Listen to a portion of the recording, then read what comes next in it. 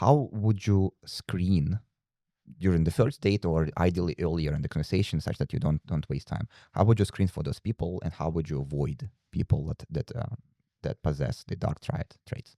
Whenever I have a client who talks to me about certain qualities that they want to screen for, we always try to find out the opposite. Because if you straight up ask them, hey, are you a psychopath?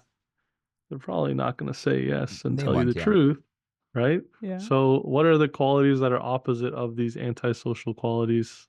Empathy is one that's really good. Having good relationships with people in their life, and having long-lasting relationships too. Because if you're antisocial, you're going to push people away. So first of all, how many relationships do they have in their life? How long lasting are they? How do they deal with conflict? If someone is telling them a problem or something, how do they feel about that? Do they empathize? Do they try and come up with solutions, or do they just get annoyed and like don't want to hear it, right? Yeah. So you can ask them questions that lead into that kind of stuff. So like what's your relationship like with your parents? Do you have any siblings? Do you have any friends? What kind of stuff did you do in school? What kind of subjects were you interested in school, or like sports? Did you play team sports? Usually these people are not that good at playing team sports because they can't handle that they're not in full control, and that there are other factors outside of their control, right? So you want to screen for the things in their life that show the qualities that are the opposite of those antisocial qualities. The thing with Machiavellian people, though, is they're very, very good at like lying and pretending. Yeah. So at the beginning, they can give an amazing impression to you. They can pretend as if things are really awesome, but you'll notice as time goes on, the stuff they're saying doesn't add up. And this is why it's so important to find out if they have long-lasting friendships, because with a friend, you don't owe them anything. They don't owe you anything. You choose to interact with them. Yeah. So if they have a long-lasting like friendship and they have multiple, it shows that there are people choosing to interact with them over a long period of time. And that's something that a lot of these people don't have if they're Machiavellian too much, because they're too transactional, or just like antisocial and are like a psychopath or sociopath. Erin has an answer for this, and I also wanted to recommend one more thing. It's the book called Psychopath Next Door, and unfortunately, there are 4% of population who are psychopaths. 4%. Yes, That's a big and sum.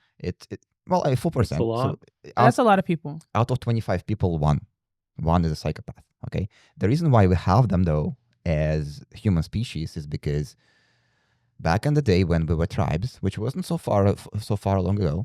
Okay. So long ago, we needed someone to be able to sneak into the enemy tribe during the night and kill them, come back and don't have any Don't feel bad about it. repercussions. We needed back in the day people like that, but only at small quantities. Okay. Not you saying we need psychopaths in our lives. Not in our lives, but to survive as collectively as a group.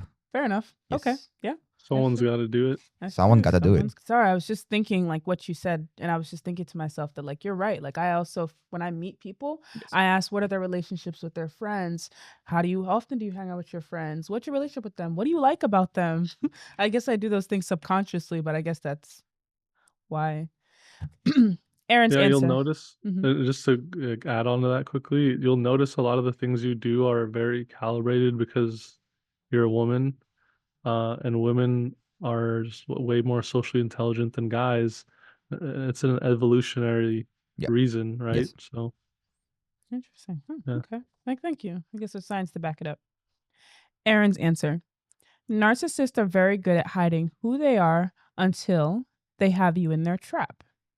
Be mindful of love bombing and things that sound too good to be true, especially in the beginning. Take it slow and really try to get to know this person on all sides of them, the good, the bad, the ugly. Do they have close friends? Talk to them and try to get some insight and heed any warnings that come up. Red flags. Yep. Thread lightly and be cautious. Keep your walls up, and establishing boundaries is smart and will keep you and your heart safe. Don't put yourself in vulnerable situations too quickly, such as moving in, having a child, or buying property together.